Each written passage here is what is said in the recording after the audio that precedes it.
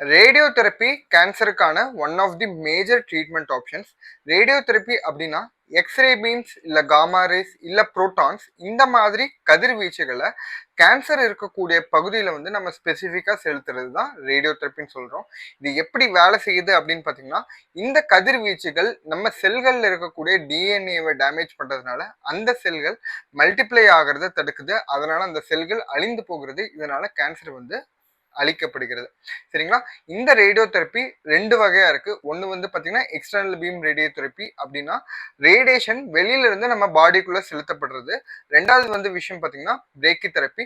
நம்ம பாடிக்குள்ள ஒரு பெல்லட்டை வந்து இன்சர்ட் பண்றது மூலியமா அதுல இருந்து கண்டினியூஸா ரேடியோதெரப்பி ரேடியேஷன் வந்து எமிட் ஆகி நம்ம கேன்சர் செல்களை அழிக்கிறது.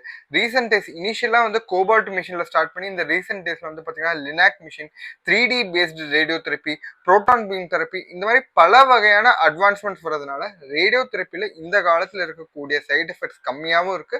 பிளஸ் சர்ஜரி போல one of the major treatment ஆப்ஷன்ஸாகவும் இருக்குது.